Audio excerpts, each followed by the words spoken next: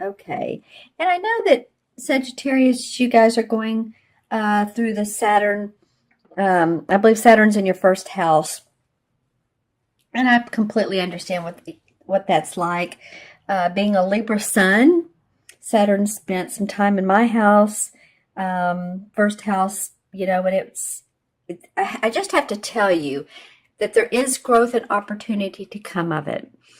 It feels sometimes like you're fighting the waves and trying to stay afloat, but believe me, the lessons that are learned of Saturn, and we don't want to have to learn lessons, but let's just say the experiences and opportunities that come up with Saturn allow us to grow and evolve and better things to come. So just remember, there's always light at the end of the tunnel, and you may be having a great time with Saturn. Some people look at it as like a Mercury retrograde. When Mercury's in retrograde and things feel stalled, delayed, then it does. It feels that way. But you don't have to see it. You see it like that. You can visit it as, and I said visit. It really is like revisit. It's like having old friends coming into your life. It's revisiting what you're doing in your life and seeing if that's working for you. So you can look at Saturn as the same way. It's going to bring opportunities up for you to grow for the future. All right. Well, okay, Sagittarius, let's take a look at these cards. Interesting. I'm going to put these two over to the side so you can actually see. The first three cards are all women. Interestingly enough, the card depicts women. So, you have some feminine intuition, second chakra stuff that would be good to work with. Second chakra is, well, like the color of this candle right here. As you can see, it's sort of an orange. That's in your lower abdomen area. Feels like physically, especially for females, any type of menstrual cycles or postpartum depression, anything like that. I'm not really sure why that's coming up with this, but it is anything else that if you're in your later years of womanhood, then of course you have the change of life.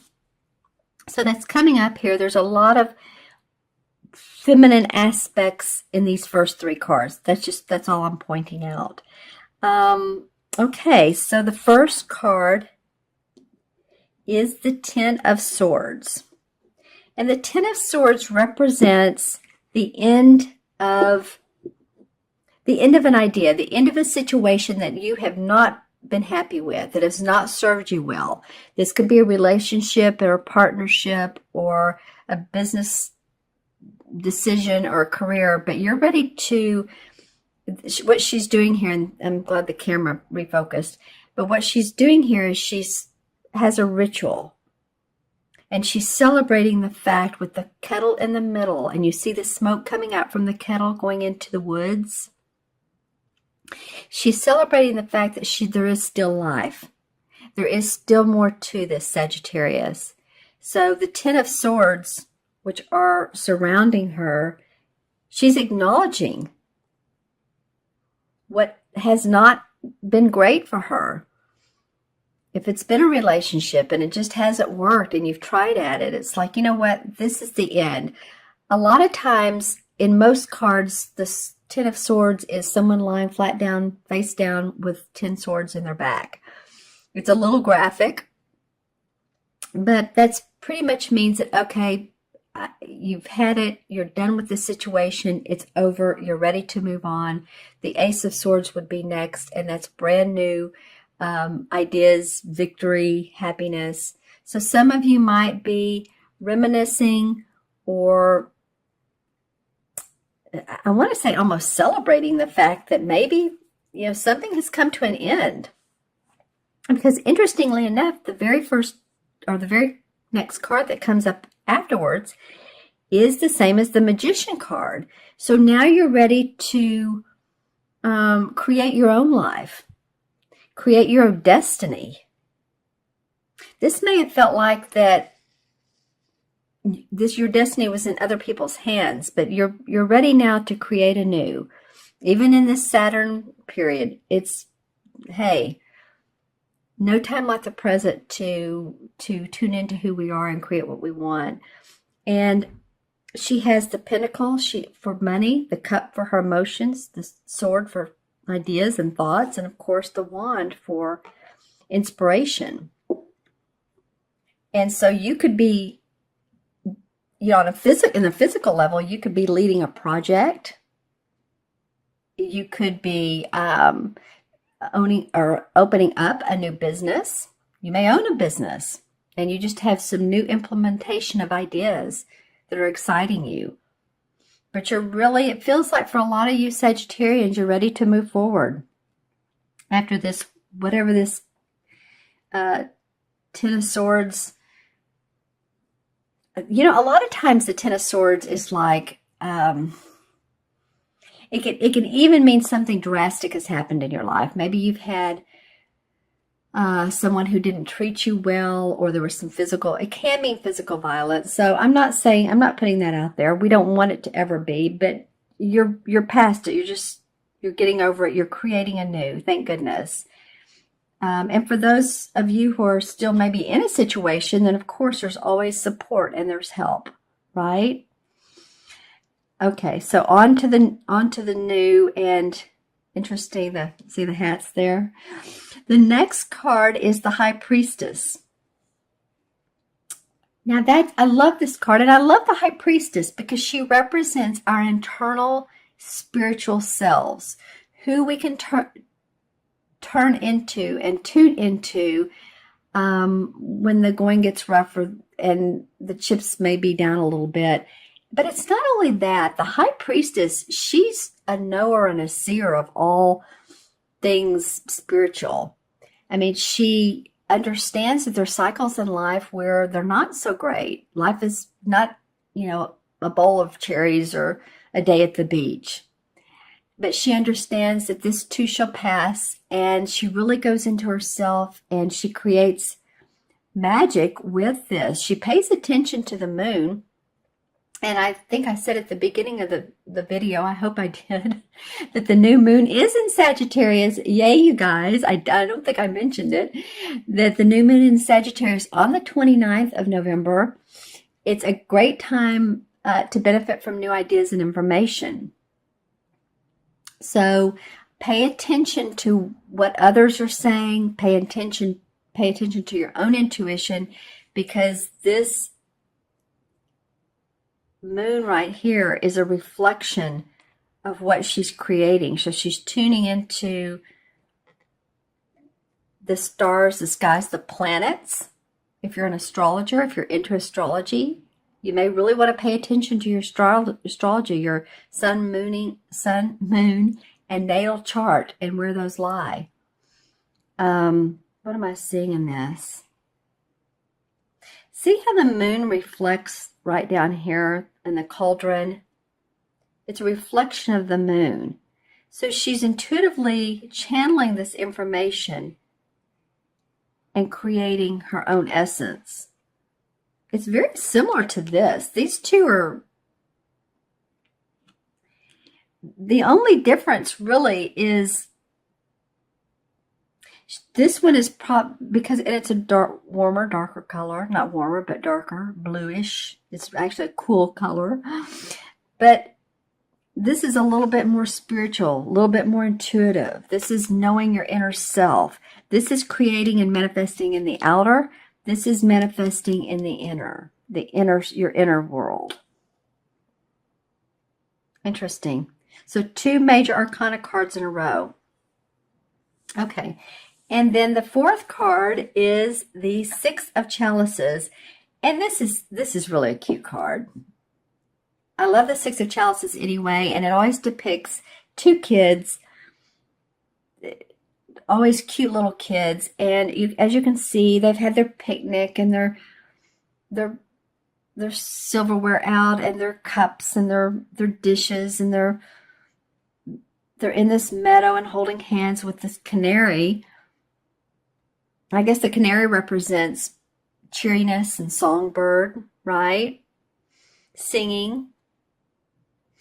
So the Six of Chalices can mean that you're revisiting those old childhood memories.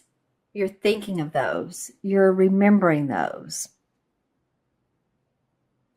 And remembering those in a very loving way for the most part. I'm looking at, yeah, I think for the most part, because I look at who matches who or who faces who, that this card is one of past memories. You may come across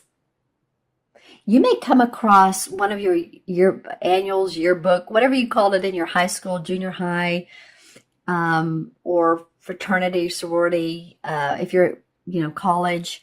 But you may come across one of those and flip through the pages and look at the pictures and really, think about that. Or one of your elementary school pictures, you might be getting those out and say, oh my gosh, look, I remember her. I remember him. Wow, look at my teacher.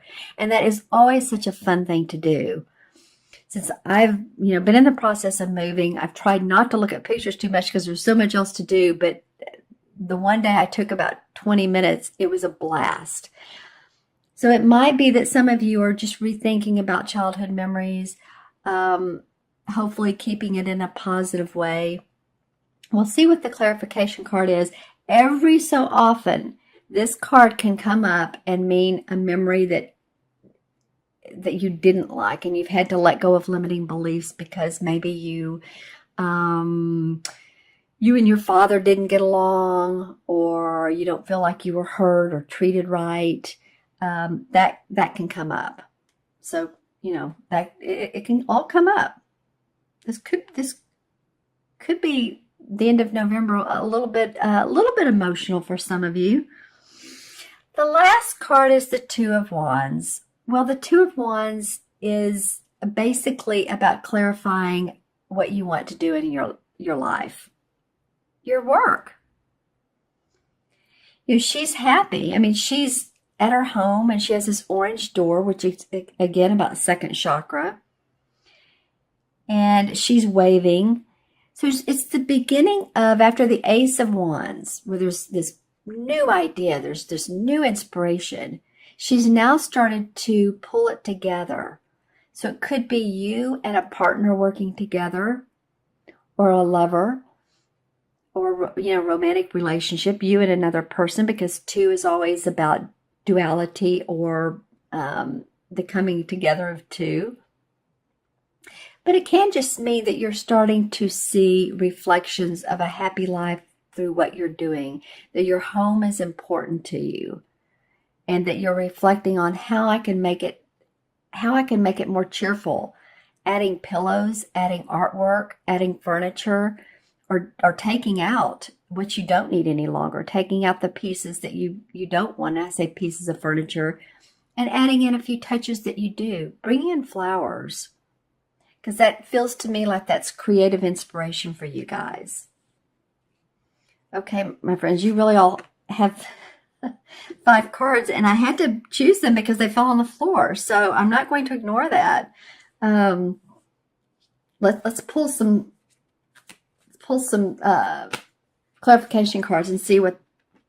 Well, this one turned up, so we're going to go with it.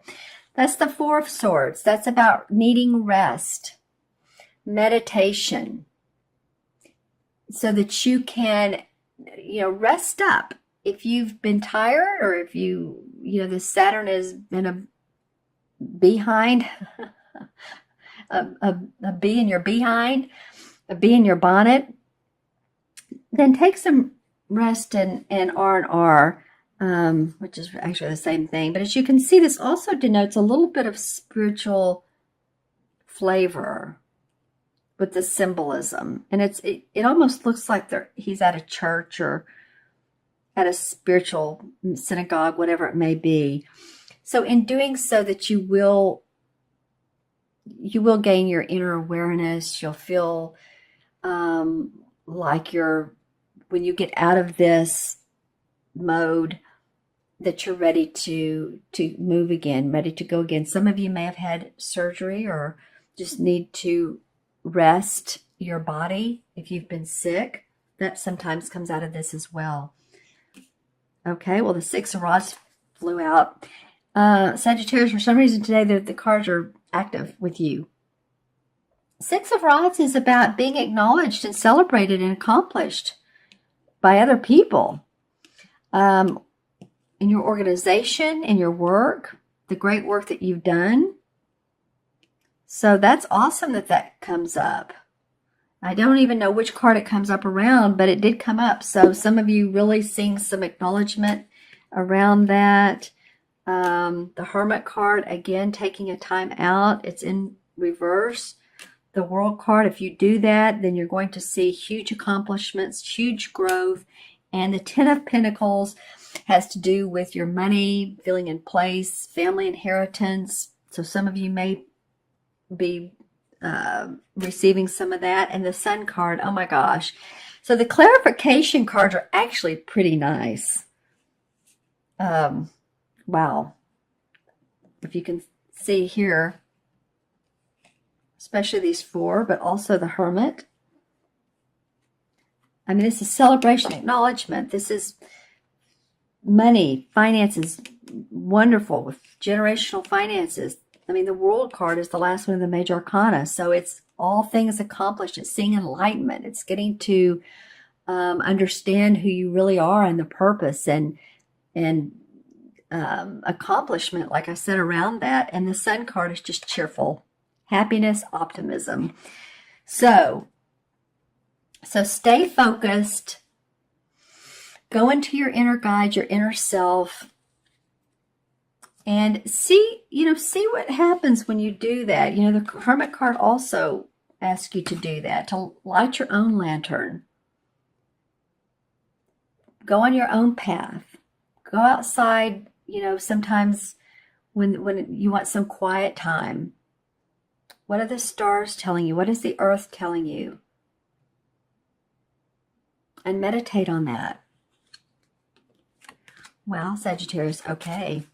Let's add up these cards numerologically. So we have 10, 11, 13, 19, and 21. Well, it's interesting. That's what came up for the last reading, and I believe that was Scorpio. It's 2 and 1, so 3 may become a message from the universe. It's about expression, you guys. It's about expressing. Okay, what feels to me is expressing yourself in your most, your highest. How do I want to say this? The best way you can. Expressing your values, expressing your heart, what you want in life, and not only talking to other people about it, but write it down. Make some notes to yourself or mental notes to yourself. How do I want my life to look? Because you got a variety of cards here that really talks about that.